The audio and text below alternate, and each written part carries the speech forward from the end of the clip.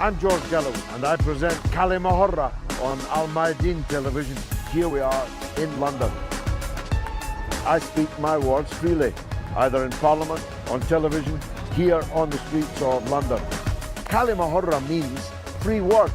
That's what I speak. So Kalima Horra is a two-way conversation. Check it out on Mayadeen television. Welcome to Kalima Horra with me, George Galloway, in London for Mayadeen television. But talking about a subject of global importance, namely the tendency towards rearmament rather than disarmament, proliferation of nuclear weapons rather than its opposite, and the danger of a new arms race which will destabilize the world. Britain is, of course, a nuclear-armed power. That's what gave it the seat on the permanent five on the Security Council of the United Nations. But even its conventional firepower is significant and, over recent decades at least, frequently used. British arms are being used in the Saudi-led coalition war against Yemen, extremely controversially. In fact, it may well be the case that the United States of America pulls out of that war before the British do. It is the case that Britain is a foundation member and a pillar of NATO, the North Atlantic Treaty Organization. I spell out the meaning of its acronym because that's honoured more in the breach than the observance these days. The North Atlantic is, frankly, the last place in the world you're going to find the North Atlantic Treaty Organization deploying its weapons these days. Even Colombia in South America is now an associate member of NATO. Go figure. Now, of course, every country needs a defence. Every country has to defend its borders and its essential interests, and it's no part of my brief to argue against the maintenance of a well-staffed, well-paid, and highly efficient armed forces in Britain.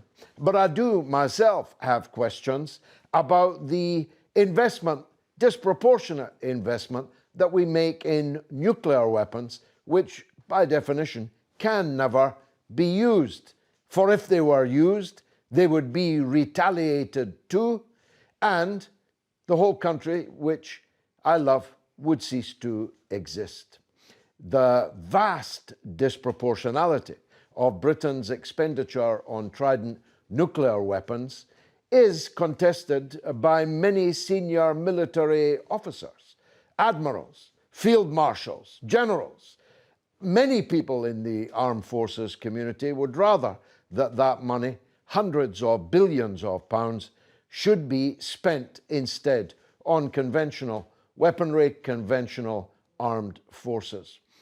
Yet, in the teeth of all of the facts that there is now no superpower adversary, the Warsaw Pact no longer exists, Russia is no longer a communist country, China shows no intention whatsoever of fighting us except in the tills of the shops and the supermarkets and hypermarkets around our countries.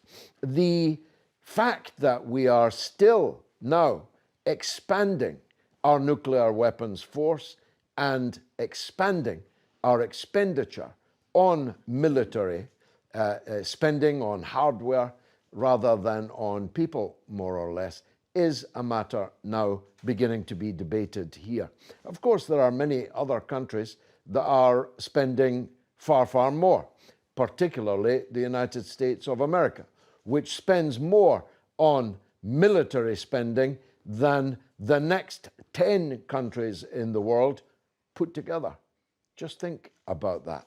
Now, I'm joined by very distinguished guests today to discuss this question. Why has Britain increased her military budget and her stockpile of nuclear weapons. Robert Shaw is a defence and security expert, 2 decades in the British Army, and a man who's well versed in the arts of intelligence. He managed training for the UN and NATO in Afghanistan, Libya, Ukraine, Nigeria, and Somalia. And he has a master's in global security. I told you they were distinguished guests. Robert, what's the answer to that basic question? Why? Well, first of all, the forces always need to keep up to date. We always say the forces are there ready to prevent conflict, and they do that by being a deterrent. To be a deterrent to any adversary, you need to look credible and you need to have up-to-date modern equipment. The problem is we don't stand in isolation with anyone else, not only our allies, but any potential adversary is out there always modernising their forces. Russia has completely modernised its nuclear weapon systems since the end of the Cold War. China is looking to extend theirs and get, in a sense, a second strike capability as well with submarine firing ballistic missiles, etc. So in a sense, to keep that deterrent and keep the peace, we must modernise ours. Unfortunately, modern weapon systems are very complex, very, very expensive, and it comes with that huge tag and bill. But a lot of the military, to be honest, have been underfunded for years. I did see a comment earlier about them being well paid. They certainly are. I totally agree with you with that, George. They are very well paid, and some of their pensions are fantastic for senior officers. However, there's a lot of underinvestment in infrastructure. You've got guys living in crumbling old World War II barracks. There have been minus hot water showers for months on end, poor quality food, etc. And so the army really does need money, not just about buying new tanks or, improving the nuclear weapons, but it needs to seriously invest in its people and being able to retain and keep those. Well, we may in fact be about to abandon tanks as obsolete. My point is yours. There are soldiers, the PBI, the poor bloody infantry, ill-housed, ill-clad, ill-equipped, ill-armoured, and ill-paid, whilst huge, gigantic sums of money are spent on maintaining a nuclear weapons force. For what? You make the point that the Russian nuclear arsenal has been modernised. It has, and of course it is many times the size of ours. If we fired one nuclear weapon at Russia, it would fire 20 at us and would no longer exist. That's a really important point to make. So how credible is this posture, and how good economics is it? Military economics is it? Wouldn't we better be spending this money on more soldiers, better soldiers, happier soldiers, than on weapons that will never be used? I do see your point. We all hope that obviously nuclear weapons will never be used. But again, it is that deterrent factor. They need to be modernised and keep up to date. We've actually got the British Army's probably got the minimum amount of warheads it can have under treaties. Yes. It only maintains one submarine at sea. We're committed by the NPT to reduce them, but we're actually going to increase them. Yet at the same time lecturing other countries that they mustn't dare seek to achieve nuclear weapons. Well, I think it's a global policy that we don't want nuclear weapons expanding across the world and everybody having them. We just need to modernise the ones that we've got. And again, that it's all about that deterrent factor, really. Russia proved the fact that they are a deterrent, because during the Cold War, they had a plan to invade West Germany called the 7-Day Plan.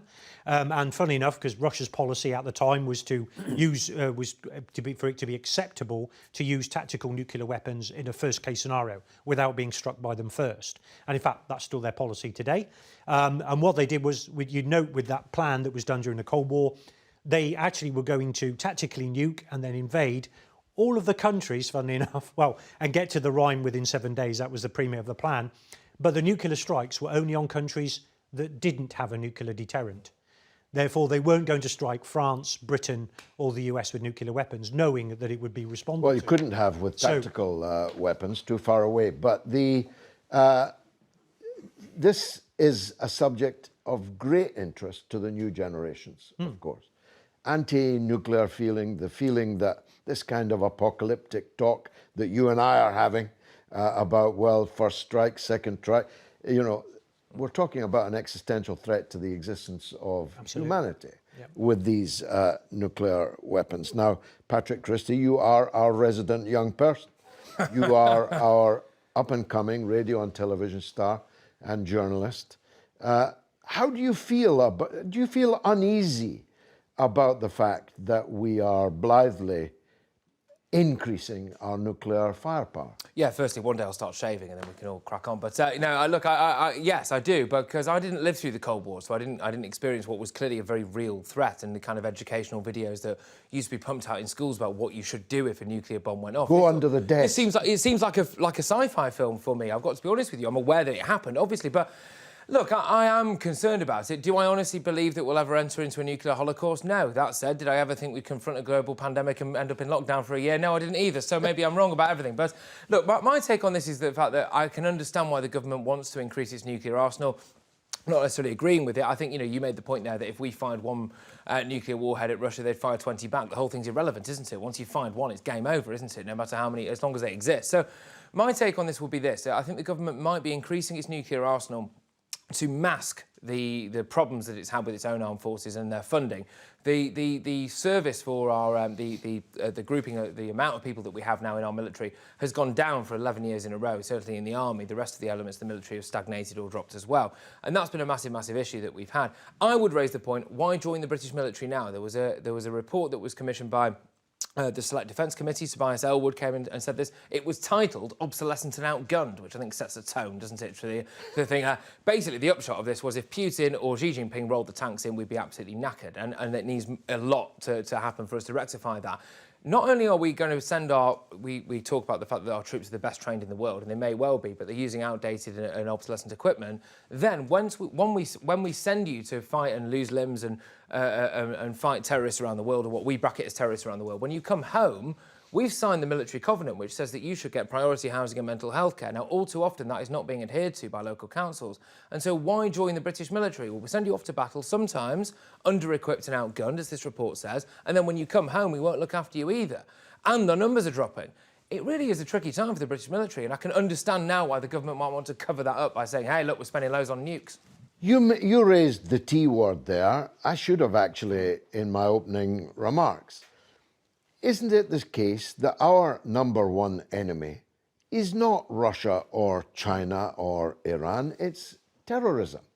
A man with a dirty bomb in the boot of his car, or even just a man with a rusty knife on London Bridge. These are the real threats that we are actually not properly equipped to deal with. I mean, I'd rather than have 2 or 10 more nuclear warheads, I'd rather have more people guarding our borders. I'd rather have more people guarding our people on the streets, wouldn't you? Yeah, look, 100%. And I think Britain needs to hold its hands up as well to some of the threats that it's created itself. We've meddled in the Middle East, and now sometimes we get the receipts served back to us, don't we, on the streets of London Bridge or Borough Market or whatever. Sometimes that happens. And I agree with you on that completely. What I will say is this, which I think is for far too long, the entire world's thing was put into nuclear weapons. Well, actually, I think what you made the point there that I don't think China or Russia are our main enemies. You're absolutely right. However, I do question how much we can trust the Chinese government at the moment. I think there's a few reasons for that. And actually, conventional weapons in certain settings around the world are being used to great effect, and we are clearly not up to scratch in those departments. So it makes sense for us to try to reinforce our conventional weapons, which we're not doing by redeploying the nukes. What I will say about Britain is, look, I think we've made a lot of problems of our own making. We let in a higher proportion of returning ISIS jihadis in Saudi Arabia, and that is saying something, and they're only the ones that we know about, frankly. And I think that's something we need to have a long, hard look at ourselves about. Really. I'm sure we will. We'll come to the economic issues raised by this military expenditure in a minute, but let me quickly take an American point of view from David Rovics, who's a well-known musician and activist and Livestream broadcaster. David. My pleasure. Could you start by perhaps telling us a little bit about the military budget in Britain? I think there's so many really alarming things going on with all this talk about China and all this increased military spending in the UK and the US. And I mean, I think the military spending is because Britain is still an empire, and part of a broader U.S. empire, and they have lots of imperial plans. Is the policy of expanding the military budget unique to Britain, or is the same thing happening around the world? I mean, there's this mythology about the Cold War, and this mythology that goes back such a long way about how the Western countries like the US and the UK were trying to compete with the Soviets and all this. But what you see when you look at the actual reality is it is the US and the UK and France that are taking these initiatives, in this case, very much, the US to this $100 billion program to miniaturize nuclear weapons. It's and the first strike capabilities, the submarines that surrounded the Soviet Union, that still surround Russia, the putting nuclear weapons as close as possible in the water everywhere around the country, whereas their weapons are primarily still land-based. I mean, you can see, you look at the history and you look at the present, and NATO is the aggressor here. The UK and the US are the aggressors here. That's very clear. And Russia is scared in a defensive position and they're surrounded. I mean, people are scared there because it looks like NATO wants to invade them, because NATO is constantly doing military exercises on the other side of their borders all over the place, and surrounding them with nuclear missiles, and now working on miniaturizing nuclear missiles, which is a path towards actually using them. And the idea of actually using them is completely, as they used to say, unthinkable. But apparently it's not unthinkable, because both Democrats and Republicans think it's a good idea here to come up with new generations of miniature nuclear weapons. And it seems there's a lot of politicians in Britain that support the idea as well. As a member of public, how do you feel about Britain increasing the budget for nuclear weapons rather than striving harder for disarmament? Well, at the same time, it's really contradictory. It's really a contradictory time right now, in this time of stimulus, because like here in the U.S., as in with many other countries in the world, especially the rich countries, we've just passed a massive stimulus package, as they call it, which is going to actually benefit tens of millions of people in this country in a really serious way, including my family. And this is the kind of thing that points to the possibility of what life could be like in a actual functioning democracy, where we actually look after the population, like they do much better in many countries in Europe compared to here, or compared to in Britain.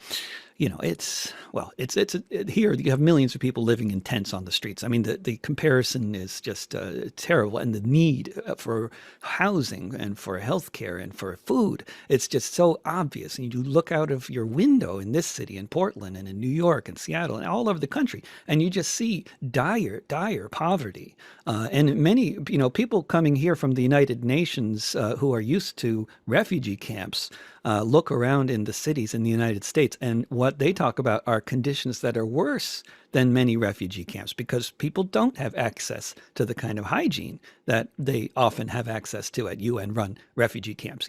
It's a terrible, tragic situation, and we don't need $700 billion a year being spent on the military. Well, we need none of that. We need all that money being spent on the needs of the people. It could be a beautiful place, this country and this world, if the United States and the United Kingdom were not spending so much on the military, and more than spending money on the military, if they weren't actually using their militaries to destroy the lives of, untold millions of people in Iraq and Syria and Afghanistan and so many other countries, and cause massive refugee crises, and that lead to, more far-right governments in Europe and all kinds of other consequences. This is on the US and the UK, on the governments, on the Labour Party, on the Conservatives, on the Democrats and the Republicans, who have all been supporting these kinds of policies.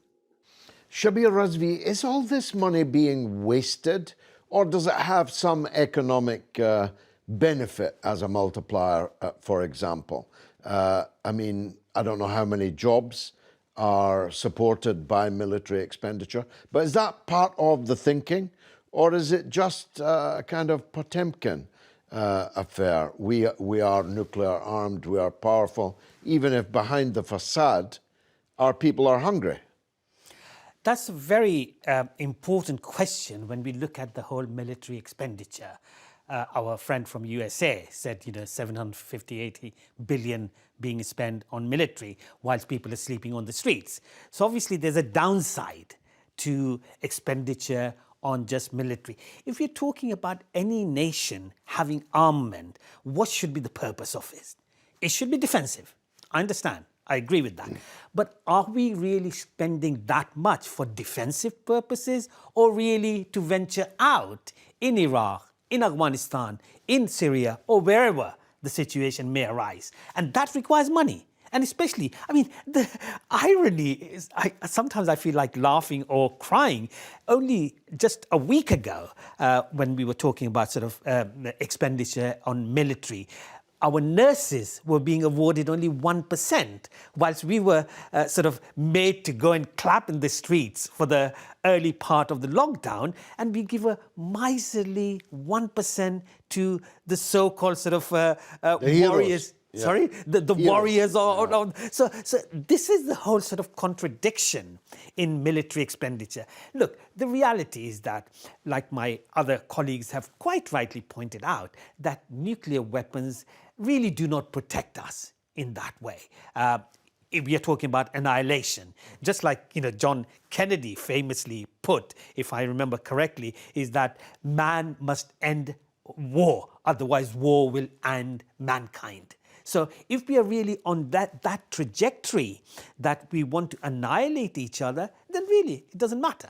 Okay, but if we are going to be conscientious about human beings, about creating a better environment, more economically viable, so that the disparity between the rich and the poor in the West, which has become very, very prevalent, as you well know, even in the UK, the demand for food banks has increased tremendously, not just during the last year due to pandemic, but really the whole last 10 years since the economic crisis. So we are facing colossal issues in our countries.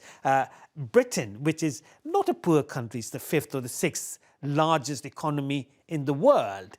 Therefore, no one should be going hungry in a country like this. No one should be sleeping on the streets of London or other cities.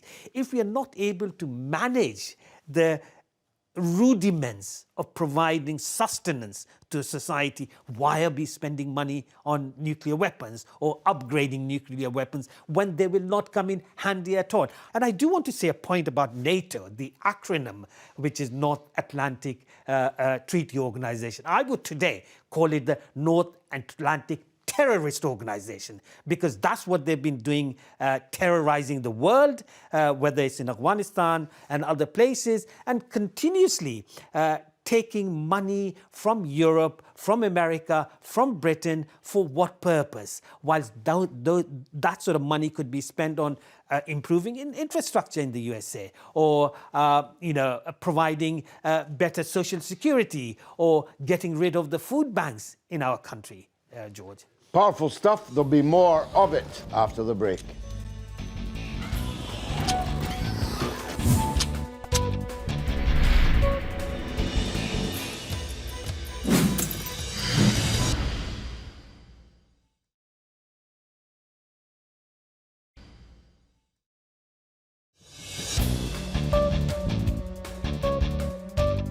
You're watching Kalima Horra with me, George Galloway, on Mayadeen television, coming from London, but discussing issues that are of great moment around the world. The expenditure of extreme amounts of money on weapons of death and destruction, and the proliferation of nuclear weapons.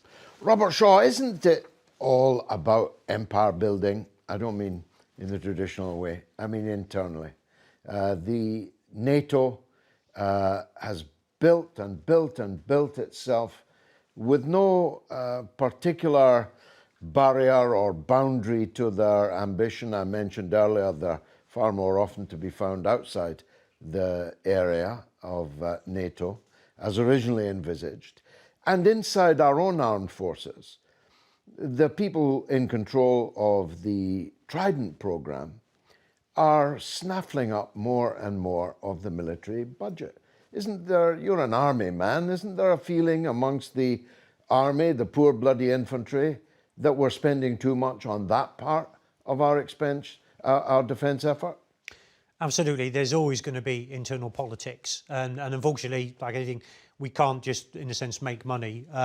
There is a set pot to spend on military expenditure and modernisation. And, you know, it has to sort of cover all bases, where they're going to completely restructure to meet the future, hence the comment about the cyber units, etc. in space. That's where threats are. So therefore, they're going to change the composition of the force itself. You can't fight those threats with nuclear weapons, by definition. Absolutely. I mean, one can see the case for increasing one's expenditure on cyber warfare. Frankly, I prefer cyber warfare to real warfare. Yeah. At least you're only destroying computers and systems. But you can't fire nuclear weapons at a cyber attack. You can't fire nuclear weapons up into space. You can't fire nuclear weapons at ISIS or Al Qaeda. It's just, I just feel it's more and more an anachronism, this nuclear strike force. Well, again, it's not so much a strike force, it's a deterrent. And that's the thing. If you don't have it, any other country that has got nuclear weapons, and don't get me wrong, it would be great if the whole world didn't, and we didn't have to deal with that problem. But I can't turn back time. I don't have a TARDIS.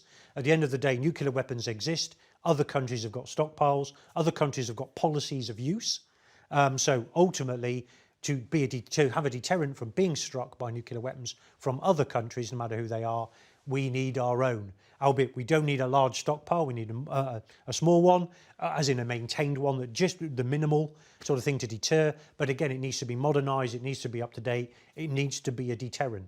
And that's the whole point. We won't be striking anybody, we won't be using it as long as it remains a viable modern deterrent. I scratch my head at that. I mean, Not well so much explained. striking targets with it. You know, well explained, but I do end up scratching my head at that. Why you need to increase the number of weapons. You might say you need to polish them more or maintain them, but why do you have to increase them? Right, because it's not just about those weapons themselves, it's about countermeasures to them. And again, since the end of the Cold War, a lot of countries have developed anti-ballistic missile systems, etc., to defend themselves against it. And it's always that balance of first strike, second strike. You know, have you got enough of a modernised deterrent that if the enemy do try and strike you first, that you can still retaliate? Hence the majority of them being submarines. That's about a second strike capability, a response. And so to overcome these area denial systems that other countries have got, like China and Russia, the ones with nuclear weapons, they have to increase the amount of warheads in the same way that conventionally you need more sort of drones and unmanned systems. Although, ironically, the countries that have evinced most aggression and hatred against us over the last period have been our former partners in the European Union, not Russia and China. Shabir, forgive me, I didn't really get an answer to my earlier point. If you have one, please give me it. Is there any upside to this level of military expenditure, economically speaking? Does it generate research, development, jobs for engineering, manufacturing, and so on? Is there any good comes of it? Well, look, George, often that argument is used, and I think there's a fallacy in the argument that armament provides employment, it sort of provides opportunity for science and technology to develop, R&D. And the biggest argument, as you well remember, the deal that was made with Saudi Arabia by dear Margaret Thatcher, Yamama deal. That was the biggest sale of anything to anyone ever in history. And it still continues till this day to a degree. Nice work if you can get it. and the bribes in that were about £6 billion. Yes, I remember. Yes, and not all of them were to the Saudis. Well, only 1 billion went to Prince Bandar al-Turki. The other 5 billion went to some other places, if you like. And also our friend, Mr. Blair, dare I say, stopped the investigation into the deal using the argument, which we were trying to sort of allude to, is that it will impact employment in our country. Now, that argument really needs to be done away with and really strongly sort of argued against. If military expenditure or military exports bring employment to this country, why can't we go for environmentally friendly products? Why can't we create more education opportunities? People still want to learn English all over the world. Why don't we spend more money on that? That will create employment for teachers, for schools, for academia, all kinds of other. If we Shabir, I travelled the whole world as a member of the British Parliament. Nobody ever asked me if we could send them more British bombs. Exactly. Everybody always asked me, could we send them more English language classes? You actually have sort of, clearly illustrated what I was talking about. Because whenever I travel in the world, people say that, how can I get to England? I say, why do you want to get to England? They say, I want to learn English. So there is that, soft sail, soft power, yeah, that we have, and we are not really using that in a proper way to create more employment, to create more exports, to create all kinds of opportunities that would arise out of being a more peaceful nation rather than an aggressive nation and selling armaments. I mean, dare I say that Britain was the largest supplier of armament to Saudi Arabia last year, as you well know. It's been documented recently.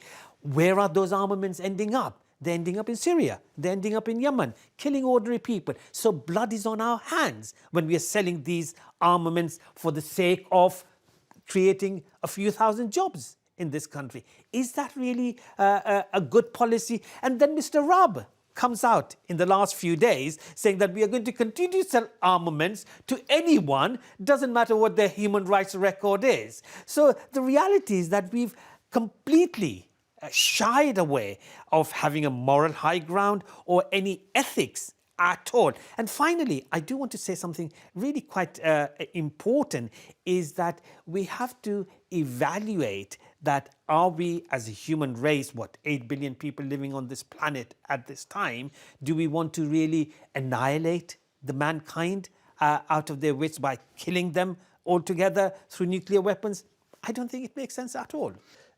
In an era where we're supposed to be building the stockpiles down, Britain has just announced it's going to build its stockpile up. Now, one man who, at the very top in British journalism, has been charting this issue for many years is the former Guardian correspondent, foreign affairs expert, Jonathan Steele. Jonathan, what's your take on Britain's defence spending? Well, I think the British government wants to remain a close ally of the United States. And the US has been pushing all of NATO countries, member countries, to spend more on defence, at least 2% of their GDP. And Britain is now going to go up to 2.2%. So we're showing the Americans that we are very good, loyal allies of them and following their instructions about spending on military weapons. What's the significance of this, especially at a time when our state budgets on other things are in such terrible straits? Well, it's a good question because there's no obvious answer to it. It's strange that, as you say, the time of crisis when there's a big row going on about paying nurses only 1% increase and other people have had their wages frozen, that the government should think it's necessary to spend more on defence. I mean, they've produced this strategic review, which was supposed to outline the threats facing Britain, but they didn't really come up with anything new except cyber warfare may be the new thing of the future, and they're going to spend some more on space, including militarization of space.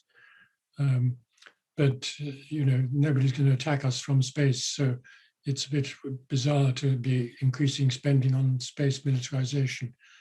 And then, of course, there's the nuclear weapons issue. We're increasing nuclear weapons by more than 40%, from 180 to something like 260 warheads, which is, again, quite unnecessary and not well explained. Boris Johnson in Parliament, when he announced it earlier this week, couldn't give a very clear explanation himself. The lifting of the cap on nuclear stockpiling will be quite controversial in some quarters. Do you think there will be a backlash? Well, in Scotland and in other parts of the country, people are asking, why is it necessary? And the Labour Party under Keir Starmer, although it supports nuclear weapons in a way much more enthusiastically than Jeremy Corbyn did, they have queried this rise in defence spending and they're worried about conventional issues like tanks and body armour and other things for the infantry should have been more should have been spent on that rather than on nuclear weapons. And then, of course, there are people who are suspicious at all of increases of military spending who don't want to see any spending on nuclear weapons either. So there's a broad front of criticism that the government is facing. Is this move not actually contrary to the Non-Proliferation Treaty? That is true. That's part of the agreement of the Nuclear Non-Proliferation Treaty.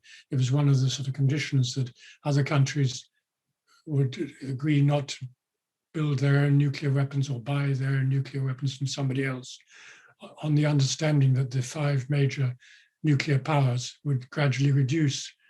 And that's part of the bargain has never been met. Ever since the NPT was signed about 25 years ago, there's been an increase in nuclear weapons. We are looking forward to a US-Russia agreement, which at the moment the START agreement is running out in a few days' time. And that's going to be renewed. Both sides have agreed to renew it, which puts a ceiling on the US nuclear weapons and the Russian nuclear weapons. So it is odd that just at the time when the major nuclear powers are controlling their numbers of warheads, Britain should increase. Correct me if I'm wrong, Jonathan, but since the NPT was signed, is Britain the first country to actually admit that it is increasing its arsenal rather than cutting it? Well, the figure has always been given of how many nuclear warheads we have, but this was one of the points that Boris Johnson made, was that from now on, after this, we won't give details of the numbers of weapons. So it went down under David Cameron's government from about 225 to 180. So there was a reduction. Now Boris Johnson is increasing it not to the same level it was when David Cameron was Prime Minister, but beyond that, from 225 to 260. So, but he says, any further increases or changes will not be announced in terms of numbers. Where do you think we're headed? What are the consequences of this increase in the number of warheads, both in terms of the finances of it, but also the military strategic impact of it? Well, I don't think, in fact, anything much will be done about it. The other countries won't criticize Britain, the other nuclear countries, and the political opposition in Britain is not strong enough to overturn the decision. So it will remain as it is, with a lot of question marks, a lot of concern, and a lot of doubt as to why it was necessary and why the priority has been put on nuclear weapons when we have so many other things that we need money to spend on, including the welfare system, social care, health service, education, and so on. And finally, Jonathan, does the public just have to accept this? There's nothing can be done about it? The Labour government coming in might change it, but of course there's no election for another 3.5 years, and the Tory government that we have at the moment has a large majority in Parliament, so there wouldn't be a revolt or rebellion by any backbenchers on the Tory side over this. So the government will get away with it. Patrick, it was rather a remarkable statement that Dominic Raab made, although it's not as remarkable as it sounds, because although Robin Cook declared we were going to have an ethical foreign policy, either he didn't believe a word of it, or at least Tony Blair, his boss, didn't believe a word of it, and we never did get an ethical foreign policy. Perhaps Mr. Raab's just being honest. We are going to sell weapons to anyone, whatever their record on human rights. Yeah, a few things on this. The day that a teacher costs the same as a bomb, that's when we'll see some real change, and that's the sad fact about this, right? So what I will say about Dominic Raab is I've always kind of been mystified by the concept of Dominic Raab. I don't quite understand him. He always strikes me as the type of person who looks exactly like, just before you hit a rabbit with your headlights in a car, that kind of look. That's Dominic Raab's political career. I've never understood the concept of Raab. I wonder if he's our first artificial intelligence. What are we ready for? He may be our first artificial intelligence. Yeah, I wouldn't surprise you. He may not actually be human. He doesn't sleep at night. You just turn him off. But anyway, regardless, having said that, we did live through Theresa May, didn't we? So also, I imagine I should probably stop saying this, otherwise I'll get sued. But however, in terms of what we're talking about now, I think we're arguing, aren't we, about whether or not the way that the government is spending its military budget is correct. I think that maybe there's a danger of us missing a relatively obvious point, which is that I don't agree with it, but I can understand why they feel the need to, right? We are in a situation right now where, for the first time, really, when we're now out of the European Union, I think the vaccine rollout has shown that we can't necessarily trust our European friends as much as we thought that we could. Joe Biden, now in charge of America, he is someone I think for the first time now we're looking at it. And is our oldest ever ally as much of an ally as maybe it Very good point. was? Okay. Very good point. Now then you look at what China's doing. Now look, okay, China's China, okay, but there's issues there. Russia will always be Russia again. So now, for the first time, given especially the chaos that will come out of this pandemic, Britain very much is arguably more alone than it almost ever has done. So I can understand that a government might be looking at this and thinking, ultimately, our first duty is to protect our own citizens. What we're going to do, we're going to put a load of money in nukes, because that's what we have to do. We can share. So I can understand it. I don't necessarily say I agree with it. I think we should stop being mystified as to the reasons why they're doing it. I think whether or not they've made the right decision is one thing, but I can understand the reasons behind why they've decided to do what they've done. Robert, I think that is a very good point, blindingly obvious or not, but it's not being widely discussed. Joe Biden doesn't like Britain very much for a whole range of reasons. Ethnic background, politically, he doesn't actually like Britain very much. Is Patrick right that maybe we're doing this because we feel a little bit more friendless than we did in times by? Well, I think despite any sort of political relationships that we have with other countries, they're always in transit. Politicians, luckily, don't last forever. They get voted out and they move on, and somebody else does. What I would say from a personal level, on the ground, having worked with most people in NATO, 47 nations, and certainly the Americans a lot, I would say on the ground, we're all very much alike and we actually do cooperate, and that relationship is as strong as ever. Realistically, it's just they're always going to get individuals, even within foreign militaries. I met American military officers that particularly didn't like Britain when I worked with them in Afghanistan. You're always going to get Anglophobes and you're going to get Anglophiles. But how do you deal with Patrick's point that not many people are joining the British military? It's not very attractive. It's not very well paid, and it is shamefully disregarded and actually subject to neglect on a big scale. If you come back from the army and you're psychologically damaged, don't expect better treatment, expect less. If you come back and you're homeless, most of the people that are on the streets homeless are people of military background. The prisons are full of people from a military background. It's not a very attractive prospect joining the military now. That must dismay you. Well, in a way it does, due to my experience, George. What I would say is that the recruitment and retention for the military has always waxed and waned. And a lot of it is dependent on outside economics. If everyone is broke and unemployed in England, the recruitment office expands and people join the military because it's a job. There's always going to be that hardcore of professionals in the British military that join because they want to be soldiers and always have done. So you always get those green-eyed boys that will keep the standard up of professional soldierism, regardless of the others that join it for the money. The professionals don't join for the money. They join because they want to be there and defend their country, if you see what I mean. They believe in it. So that will always change. What I would say is I completely agree with you. The military has been atrocious at the way it has treated its soldiers over time, but then it always has. Hence some of Rudyard Kipling's poems about Tommy this and Tommy that. It's still the case. So the problem is a lot of them have come from poor urban inner city areas. They, poorly educated. They've seen a life of crime their entire life.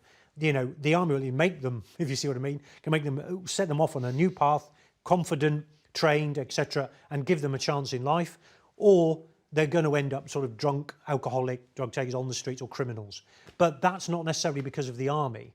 That's because we recruited them in the first place and they were already broken. The Scottish comedian Billy Connolly had a sketch when I was very young, even younger than Patrick.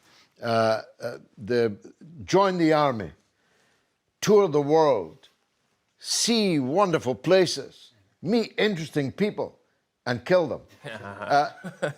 Isn't that the problem, Patrick? I mean, you'd have to get one hell of a haircut if you joined. I don't think I'd fit in, do you? If you joined the British Army. Be a secretary. But amongst your cohort, amongst your generation, I mean, we went in your era, Robert, we didn't fight all that many wars.